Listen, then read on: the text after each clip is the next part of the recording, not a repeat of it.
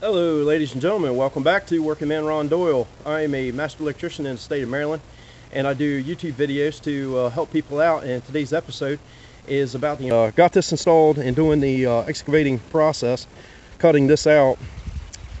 I struck this low voltage landscape lighting, and I didn't strike it too bad. I nicked the wire. As you can see, I skinned it. Now some contractors would throw that in the ground and call it a day, not even worry about it. But be honest with the customer. If you've done damage to it, do a repair on it. There's different ways to do a repair. I'm going to show you how to do that today.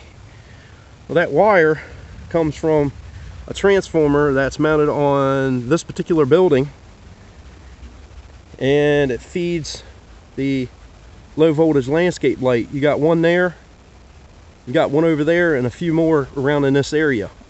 So let me set you up on a tripod and show you how to repair this low voltage lighting.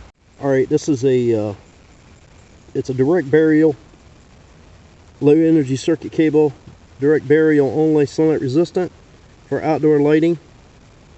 And of course you have some feet marks that they label on it. This is approved.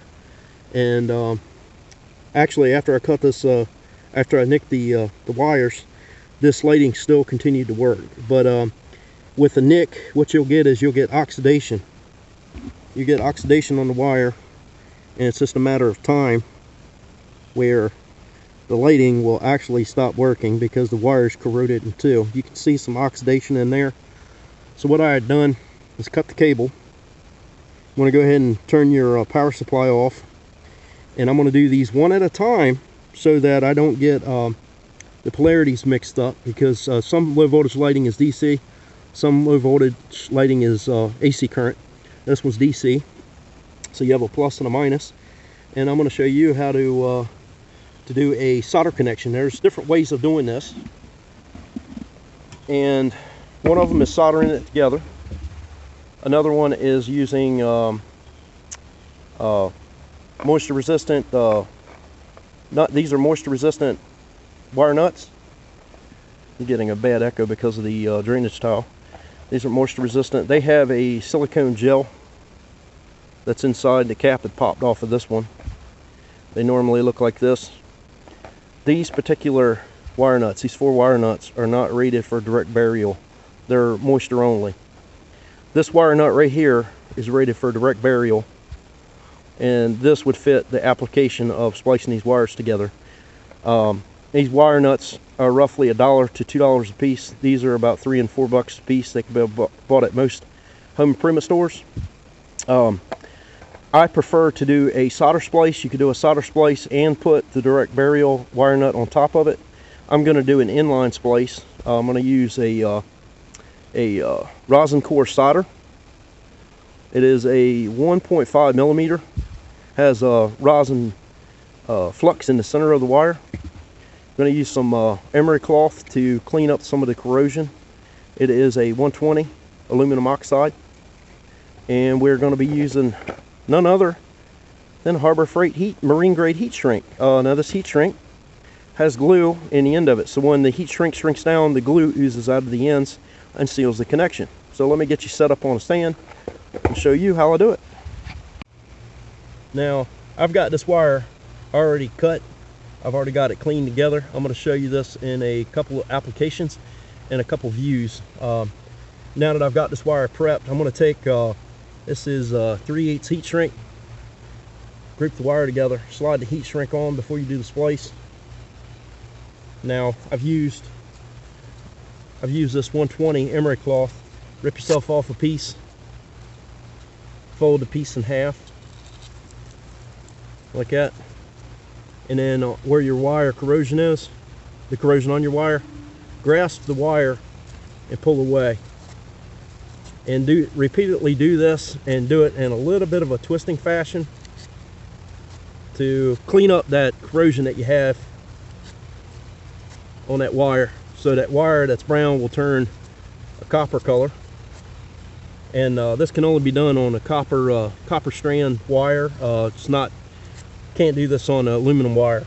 Different process. Can't be done. So this is copper only. If it's anodized copper, you can still solder that. So clean this up, split your wire so your heat shrink is far enough back so when you're doing the solder connection it doesn't get hot and heat shrink in the wrong spot. You're going to take these two, and I've got them stripped back 1.25 inches, slide them together and do a twist.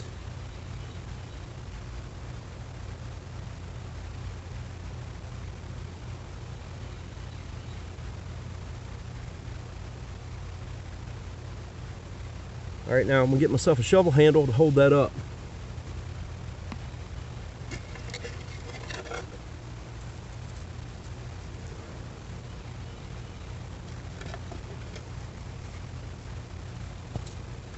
Now we're using MAP gas. I prefer this over propane for a quicker repair.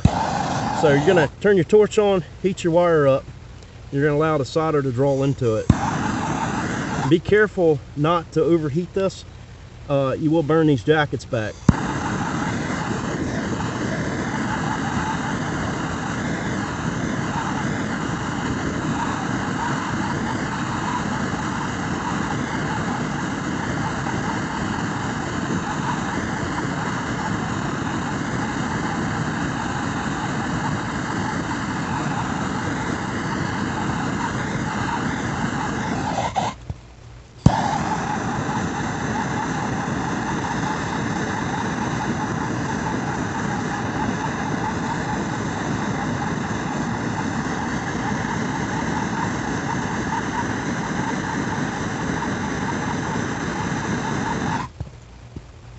And you want to heat this up enough that you see the solder flow into it. I got this wire cleaned as best I can.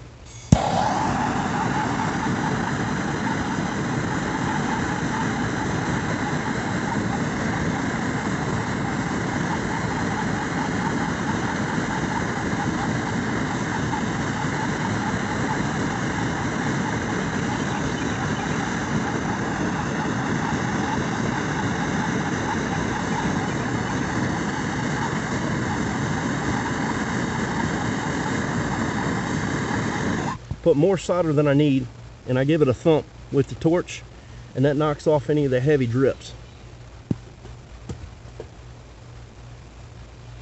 So this is still warm to the touch. If you were to touch any of this, it's going to be warm. I'm going to roll this over, make sure you got good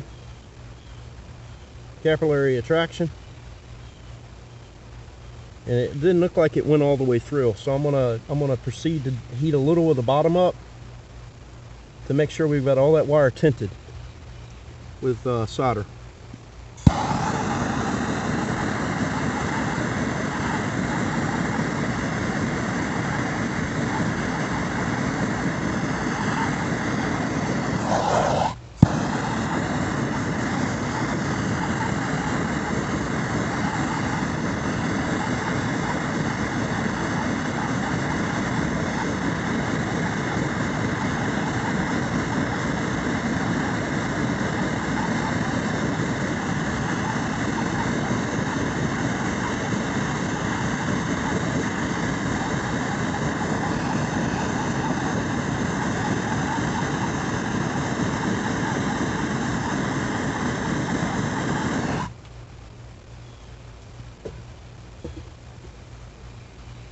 Now, you'll end up singeing the ends using a torch. You could use an electrical soldering pin. They take a lot longer to heat up.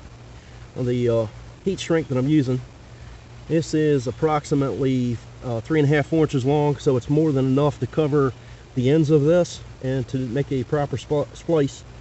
So I've got a pretty good amount of solder on that wire, and the brown that you see is actually the rosin coming out, but I wanted to flow enough rosin solder on there so that I've got real good adhesion all the way around. So it's cool enough. I'm going to slide this over the wire, and you want to try to center this. You can squeeze and find your center. I've got about an inch overhang on each side of heat shrink. Make sure you don't have any sand or trash in your heat shrink so that you have good adhesion with the adhesive that's in the heat shrink to seal the wire off. Now, the trick of this is to keep the torch moving. Don't stop the torch in one specific spot or you'll singe the heat shrink.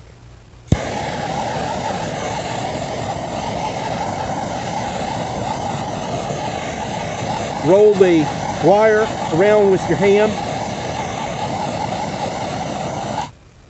to get all the sides.